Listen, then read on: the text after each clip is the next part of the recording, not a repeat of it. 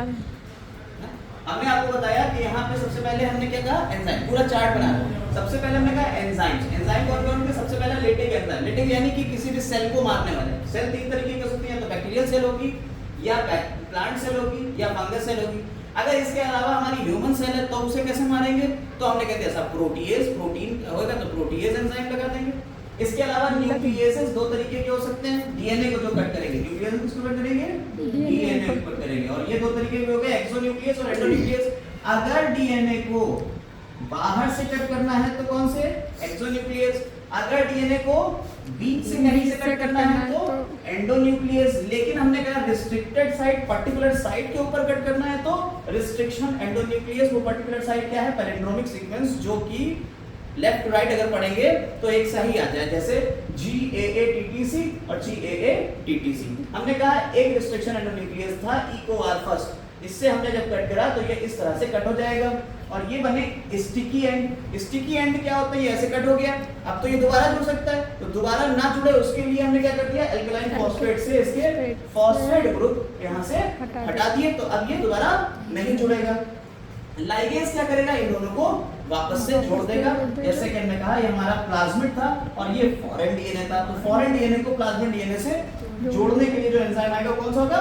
Ligase होगा। ठीक, ये तो सारी बात हो गई किसकी? एंजाइम्स की। अब अगली चीज क्या चाहिए होगी? अगला क्या चाहिए? अब अगली चीज आई वेक्टर। अब ध्यान से देखिएगा, वेक्टर। वेक्टर जो है ना वो कई तरीके के हो सकते हैं। हमने अभी आपको वेक्टर का एक का ही नाम बताया। क्या बताया?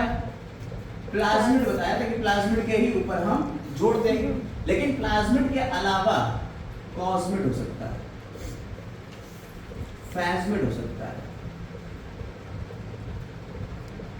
ह्यूमन जीनोम प्रोजेक्ट में पढ़ा था बैक, यैक पढ़ा था। इसके अलावा ट्रांसपोजॉन्स हो सकते हैं, ट्रांसपोजॉन्स।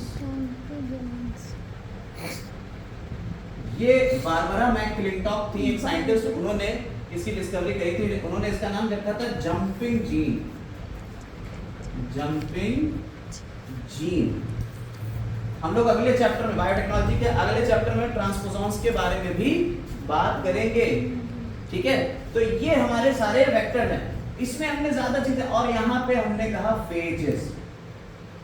फेजेस यानी बैक्टीरियोफेज, वो भी हम, वायरसेस है कुछ, लैम्डा फेज है, लैम्डा फेज, M13 फेज, ये ऐसा वेक्टर यूज होते हैं। वायरसेस हैं ये फेज, बैक्टीरियोफेज जैसा होता है ना, फेजेस वायरसेस हैं, ये भी ऐसे वेक्टर यूज हो जाते हैं। और इन दोनों के मिश्रण से ये कॉस्मिड और फैस्मिड बनते हैं। ये बैक्टीरियल आर्टिफिशियल क्रोमोसोम में बैक्टीरिया से बनेगा, ईस्ट आर्टिफिशियल क्रोमोसोम में ईस्ट से बनेगा। ट्रांसपोजॉन्स जंपिंग जीन होते हैं। डीएनए के कुछ ऐसे, बारबरा मैकक्लिंटॉक ने भुट्टे के ऊपर, मेज में देखा कि कुछ ऐसे चीजें हैं डीएनए के कुछ फ्रैगमेंट, जो अभी तो डीएनए का सीक्वेंस यहाँ है, कुछ देर बाद वो वहां दिखेगा, तो जंपिंग जीन है, उसको उन्होंने ट्रांसपोजॉन्स कह दिया। इसके थ्रू हम क्या करेंगे, आगे बताएंगे अगले चैप्टर में कि इसका भी यूज करते हैं। वेक्टर के लिए एक बड़ी चीज, वेक्टर के पास, वेक्टर होने के लिए, किसी भी चीज को वेक्टर होने के लिए 3 शर्तों से गुजरना पड़ेगा। सबसे पहला इसमें होना चाहिए ORI। ORI का मतलब क्या होता है? Origin of replication. ये आपने डीएनए में पढ़ा था, जब डीएनए वाला पढ़ रहे थे, डीएनए से डीएनए बनना, डीएनए रेप्लिकेशन, तो उसमें हमने बताया था ORI होती है, ओरिजिन ऑफ रेप्लिकेशन। क्योंकि हमने कहा प्लाज्मिड क्या होता है, प्लाज्मिड में 3-4 पॉइंट बताए थे। Extra chromosomal, self replicating, circular, genetic material. Extra chromosomal, self replicating, circular, genetic material है, जिसे हमने प्लाज्मिड कहा है। और प्लाज्मिड एक बैक्टीरिया के अंदर कितने हो सकते हैं, ये कहलाता है उसका कॉपी नंबर। ठीक है, तो ORI होना चाहिए। दूसरी इसमें होना चाहिए एक और चीज, दूसरा क्या होना चाहिए ORI के बाद? ORI के बाद होना चाहिए इसमें एक साइट, जिसे हम कहते हैं रिकॉग्निशन साइट, या हम कहें कि ट्रांसफॉर्मेंट्स और नॉन ट्रांसफॉर्मेंट्स में पता लगाने के लिए सेलेक्टेबल मार्कर्स। सेलेक्टेबल मार्कर्स होना चाहिए, ये बहुत इंपॉर्टेंट चीज है। आगे बताएंगे सेलेक्टेबल मार्कर्स क्या होते हैं। और एक और होना चाहिए, वो है क्लोनिंग साइट। Cloning site. तो आपको ये पता चल गई, वेक्टर के अंदर 3 खासियतें होना चाहिए। ORI होना चाहिए, सेलेक्टेबल मार्कर्स होना चाहिए और क्लोनिंग साइट होना चाहिए। हमने एक वेक्टर्स जो है ये तो नेचुरल वेक्टर थे, कुछ इसमें आर्टिफिशियल वेक्टर भी हैं। आर्टिफिशियल वेक्टर का एक नाम बता देते हैं PBR322। ये भी वेक्टर है, ये आपको बना हुआ है जो इसमें डायग्राम देख लीजिए, डायग्राम पे फोकस कर दीजिए जरा। ये जो डायग्राम बना हुआ है PBR322, इस डायग्राम को अगर आप देखिए तो इसमें यहाँ पे क्या क्या चीजें हैं आप जरा गौर से देखिए। तो बाहर की तरफ आपको यहाँ पे ये दिख रहे हैं, ये रिस्ट्रिक्शन एंडोन्यूक्लियस के नाम है, जैसे क्ला फर्स्ट हो गया, हिंद फर्स्ट हो गया, इको आर फर्स्ट हो गया, PVS PST PVU सेकंड, साल फर्स्ट, बैम H फर्स्ट, और अंदर की तरफ एम्पिसिलिन, टेट्रासाइक्लिन और ORI और रो। आइए इधर आइए, हमने कहा PBR322 है, P for plasmid, B Bolivar, Rodriguez, ये दो साइंटिस्ट थे उन्होंने बनाया, और 322 इसका नाम इन्होंने रख दिया। PBR322 इस तरह से इसका पूरा नाम हो गया। इसमें क्या होता है, ये एक आर्टिफिशियल वेक्टर है, प्लाज्मिड है जो कि आर्टिफिशियल है। इसमें दो रेजिस्टेंस के जीन हैं, एक इधर और एक इधर। एक एंटीबायोटिक रेजिस्टेंस के दो जीन हैं, एक है एम्पिसिलिन, इधर कौन सा है देखो जरा, एम्पिसिलिन की टेट्रासाइक्लिन, एम्पिसिलिन टेट्रासाइक्लिन, ये दोनों एंटीबायोटिक्स होती हैं, उनसे रेजिस्टेंस है। और यहाँ टेट्रासाइक्लिन से रेजिस्टेंस, आर फॉर रेजिस्टेंस। अब यहाँ पे कुछ स्पेशल रिस्ट्रिक्शन एंडोन्यूक्लियस है, जैसे यहाँ हो गया कौन सा है, EOR फर्स्ट, थर्ड, और यहाँ क्या हो गया, क्ला फर्स्ट, और यहाँ हिंद फर्स्ट। यहाँ दो लगाए PVU फर्स्ट और PST फर्स्ट। ऐसे ही यहाँ है ओरिजिन ऑफ रेप्लिकेशन, यहाँ एक स्पेशल सीक्वेंस है रोप, ROP रोप। रोप क्या करता है, रोप एक प्रोटीन बनाने के लिए कोड करता है। ये डीएनए का वो सेगमेंट है जो किसके लिए कोड कर रहा है, प्रोटीन बनाने के लिए, और इसको भी कट कर देगा PST सेकंड, PVU सेकंड। ठीक, यहां दो और कट करेंगे, बैम H फर्स्ट और सार फर्स्ट। ये जो आपको बाहर 8 दिख रहे हैं, 1 2 3 4 5 6 7 8, ये रिस्ट्रिक्शन एंडोन्यूक्लियस के नाम है अलग अलग।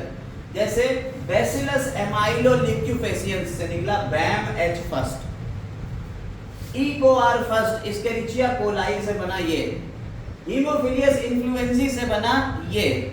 नाम हमने आपको बताए थे, जीनस, स्पीशीज, स्ट्रेन और ऑर्डर, ये चीजें होती हैं, वही सारे लिखे हुए। तो ये क्या है, ये इसकी है क्लोनिंग साइट। 8 क्लोनिंग साइट है, यानी यहाँ पे कट करके हम डीएनए को लगा सकते हैं, जो बाहर वाला डीएनए, यहाँ पे कट करके हम बाहर वाला डीएनए लगा सकते हैं, या यहाँ 8 जगहों पे लगा सकते हैं। समझ में आई? और ये हैं सेलेक्टेबल मार्कर्स दो, ये दो मार्कर हैं, एम्पिसिलिन और टेट्रासाइक्लिन। ये सेलेक्टेबल मार्कर, यानी अगर हमें सिलेक्शन करना है किसी बैक्टीरिया का कि वो ट्रांसफॉर्म हुआ है या नहीं, ट्रांसफॉर्म मतलब बदला है या नहीं, कैसे बदलेगा, जैसे हमने कहा, चलो थोड़ा सा ऐसे हटा के दिखा देते हैं। देखिए, आपने कहा कि आपका एक डीएनए था, इस डीएनए को आपने कट करा, मान लीजिए PVU फर्स्ट से, ठीक है, इस डीएनए को PVU फर्स्ट से कट करा, तो यहाँ पे भी उसी डीएनए से, उसी रिस्ट्रिक्शन एंडोन्यूक्लियस से कट करना पड़ेगा। आपने यहाँ उसी रिस्ट्रिक्शन एंडोन्यूक्लियस से इसको भी कट कर दिया। अब जब ये कट हो गया, तो अभी तक एम्पिसिलिन से रेजिस्टेंस दे रहा था, लेकिन अब ये एम्पिसिलिन से रेजिस्टेंस तो नहीं देगा, उसका जीन तो कट हो गया, और उसकी जगह हमने क्या लगा दिया, अपना जीन लगा दिया। ठीक है, अब इस वाले ये क्या हो गया, रिकॉम्बिनेंट डीएनए, क्योंकि इसमें हमारा फॉरेन वाला ये है और प्लाज्मिड का ये है पार्ट, तो वेक्टर प्लस फॉरेन डीएनए मिलके बना रिकॉम्बिनेंट डीएनए। अब इसको हम किसी बैक्टीरिया के अंदर डाल दें, मान लीजिए इसको हमने किसी बैक्टीरिया के अंदर डाल दिया, ठीक है, ये आ गया इस बैक्टीरिया के अंदर। यानी अब इस बैक्टीरिया के अंदर टेट्रासाइक्लिन से तो रेजिस्टेंस होगा, लेकिन क्या एम्पिसिलिन से रेजिस्टेंस होगा, नहीं होगा। तो अगर हमें सेलेक्ट करना है कि कोई बैक्टीरिया है वो ट्रांसफॉर्म हुआ है या नहीं हुआ, यानी कि हमने किसी ऐसे ही डाला है, तो एम्पिसिलिन और टेट्रासाइक्लिन दोनों से रेजिस्टेंट होगा, और दूसरे वाले में जो ट्रांसफॉर्म हो गया होगा उसमें सिर्फ और सिर्फ टेट्रासाइक्लिन सेलेस्टियल साइड एम्पिसिलिन से नहीं आ जाएगा। तो आपने दो प्लेटें ली, उसमें एक में आपने दोनों पहली बार तो आपने डाला दोनों में टेट्रासाइक्लिन, दोनों बच गए। और दूसरी बार आपने क्या डाले? एम्पिसिलिन। तो जो बच जाएंगे, जो जिंदा रह जाएंगे, वो कैसे हैं? Non transform. उनमें तो ट्रांसफॉर्मेशन नहीं हुआ, लेकिन जो मर जाएंगे वो कैसे थे? ट्रांसफॉर्म थे। तो ये कैसे हो गए? ट्रांसफॉर्म। और ये नॉन ट्रांसफॉर्म। इस तरह से हम सिलेक्शन कर लेंगे ट्रांसफॉर्म और नॉन ट्रांसफॉर्म के बीच। तो क्या हो गया? सिलेक्टेबल मार्कर्स हो गए टेट्रासाइक्लिन और एम्पिसिलिन। ये क्या हो गए? Selectable markers. और ओरिजिन ऑफ रेप्लिकेशन, यहां से रेप्लिकेशन स्टार्ट होगा, यहां से पूरा रेप्लिकेट कर देगा। तो ये पूरी चीजें होती हैं किसके अंदर? एक वेक्टर के अंदर। तो एक वेक्टर में ये चीजें होना चाहिए। यहाँ तक हो गया वेक्टर। अब जरा 2 पॉइंट और समझ लीजिए, फिर हम आपका बंद करते हैं आज का। देखिए वेक्टर के बाद हमें क्या चाहिए? वेक्टर के बाद चाहिए हमें फॉरेन डीएनए। फॉरेन डीएनए यानी कि वही जो हमें क्या चाहिए? Gene of interest. Gene of interest, वही इंसुलिन वाला जीन जैसे था हमारा। तो ये फॉरेन डीएनए हो गया। इसके बाद हमें क्या चाहिए? देखिए हमारे एंजाइम हो गए, वेक्टर हो गया, फॉरेन डीएनए हो गया, ठीक। अब हमें क्या चाहिए? होस्ट। एक सेल चाहिए जिसके अंदर हम ये सब डाल पाए। भाई होस्ट भी तो चाहिए। तो वो होस्ट कैसा होना चाहिए? Competent host. वो होस्ट कैसा होना चाहिए? कॉम्पिटेंट होना चाहिए, यानी कि वो कॉम्पिटेंसी दिखाए कि वो ले उस डीएनए को। पता चला होगा नहीं सर हम तो डीएनए लेते ही नहीं। अब कॉम्पिटेंट बनाने के लिए इसे कुछ तरीकों से हम कॉम्पिटेंट बनाएंगे, जिसको हम अब पढ़ेंगे नेक्स्ट लेक्चर में। आज के लिए बस इतना ही।